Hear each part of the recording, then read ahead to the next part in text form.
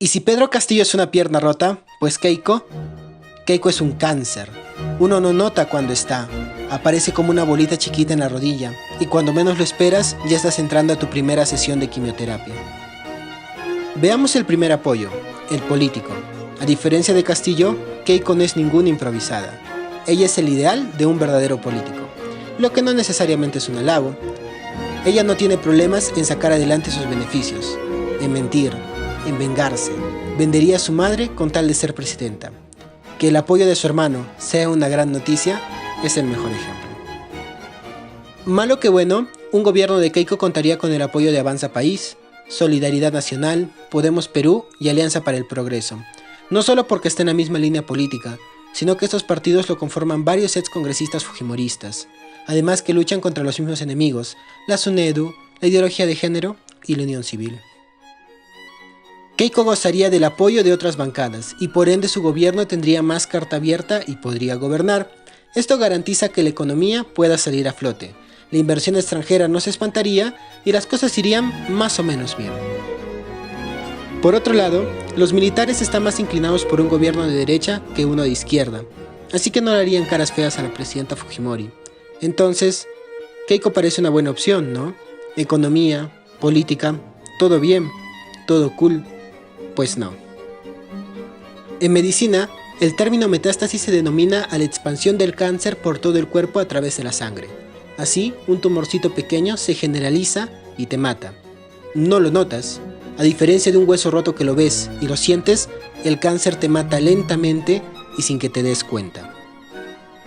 Algo similar es Keiko. No olvidemos todas las trabas y problemas generados durante el gobierno de PPK y de Vizcarra.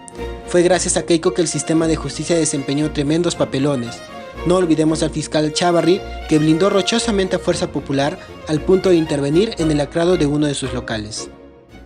No olvidemos que gracias a Keiko y su partido, el juez Inostroza escapó, por las trabas dentro de las comisiones investigadoras. No olvidemos el blindaje al general Donaire, quien robaba gasolina del ejército. No olvidemos la anotación de la señora K. de Odebrecht, que invirtió en Keiko, invirtió para cobrar después. Como un efecto dominó, Keiko provocó los problemas actuales en la pandemia. Hizo que la política peruana estuviera en crisis, y todo por un berrinche. En tiempos de Keiko era imposible saber el nombre de los ministros, porque los cambiaba cada rato. Como diría Hildebrand, ¿qué representa Keiko? La reivindicación de un apellido, el honor de una familia. ¿Qué es Keiko en términos ideológicos? No es nada, es cero, 0,0. Nada nos garantiza que Keiko no haga lo mismo que Pedro Castillo. En realidad, ambos candidatos son propensos a no respetar el juego democrático, a cerrar el Congreso, a atentar contra el Poder Judicial, contra el Tribunal Constitucional. Pedro Castillo es un pésimo candidato, pero es absurdo chancar a Castillo de ser un golpe a la democracia.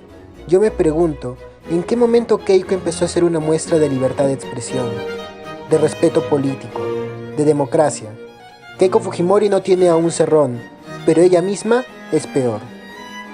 No solo eso, sino que su equipo técnico no es nada alentador. Este señor es Jorge Vaca Campodónico, fue director de la SUNAT y exministro de Economía en el gobierno de Alberto Fujimori. Este señor fue condenado por corrupción por haber favorecido, mediante medidas tributarias, a gente cercana al dictador Fujimori. Esta otra señora es Patricia Juárez. Ella fue teniente alcalde de Castañeda en Lima. Está siendo investigada por el caso Línea Amarilla y aparentemente estaría involucrada en el caso OAS, tras haber favorecido a dicha empresa irregularmente. Keiko, fiel a sus costumbres y a su dinastía, se junta con gente igual de corrupta. Keiko es un atentado a la libertad de expresión. El único tema del que hablan todo el día es de Pedro Castillo. Cualquiera con 2 dedos de frente sabe que los grandes medios de comunicación ya tomaron partido. Objetividad cero y blindaje a Keiko. Esto no es libertad. Quien diga que solo los gobiernos de izquierda atentan contra los medios, pues no conoce de historia. Mira los medios ahora.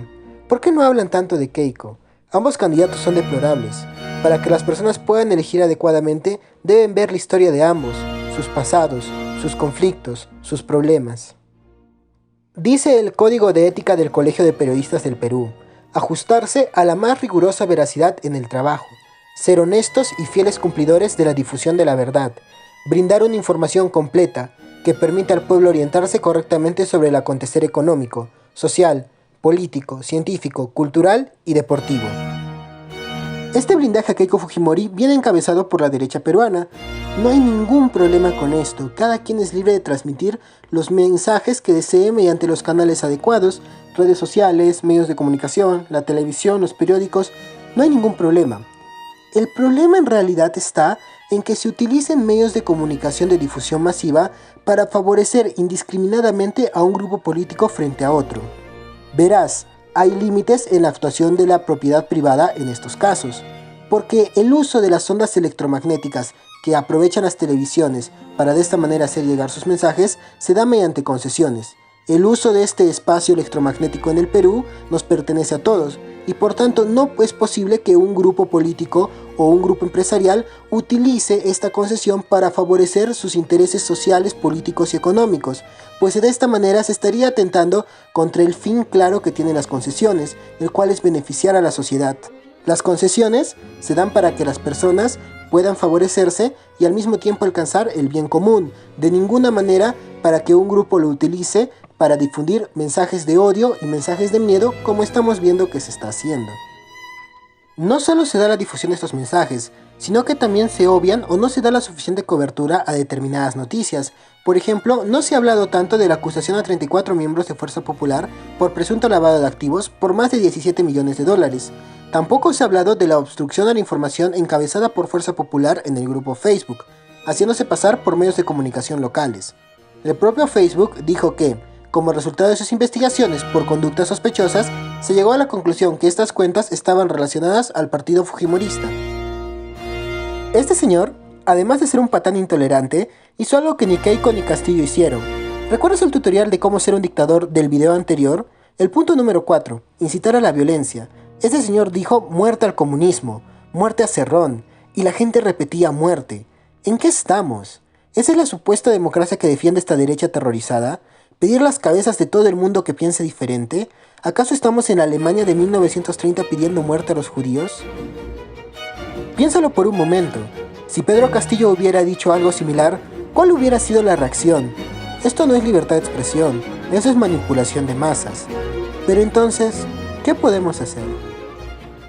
Pues deshacernos de toda ideología, pensar por nuestra cuenta y ser libres.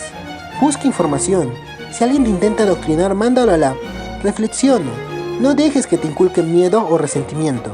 Este video lo que busca es que veas a ambas opciones por igual, que ambas son muy malas y que es muy arriesgado tomar una decisión faltando tanto tiempo para las elecciones. Pero no caigas en el mensaje básico de miedo al comunismo y resentimiento al status quo. Ve más allá, libérate y elige lo que tú realmente quieres elegir y no lo que los demás te incitan a hacer. Qué difícil es ser peruano en estos momentos. Entre quien entre se avecinan tiempos difíciles. Pero, ¿cuánto fueron fáciles? Quizás somos el país de la región que mejor ha sabido sobrellevar estas crisis. Siempre las hemos tenido. Pasamos de un megalómano zapatón como Alan, que hizo que no hubiera ni arroz ni azúcar, a un dictador de derechas como Fujimori, que en su afán por dinamizar la economía, agravó los problemas sociales del transporte público, la educación y la salud. Por eso, tú que ves estos videos y te quedaste hasta el final, quiero que sepas que no se trata de discutir, de matarnos debatiendo qué candidato es mejor. Ambos son muy malos, y en el fondo, tú y yo queremos lo mismo, que es sino el bienestar de nuestras familias, de nuestros amigos, de nuestros padres, hermanos o nietos. Qué cobarde es decir convencido que si entra Castillo es mejor irse a otro país, y pensar a dónde iremos a vender papa con huevo. Ni siquiera ha empezado el juego y ya se dieron por vencidos. Entre quien entre, solo podrán hacer cuanto les permitamos, y esta situación debe afrontarse con coraje y con valor.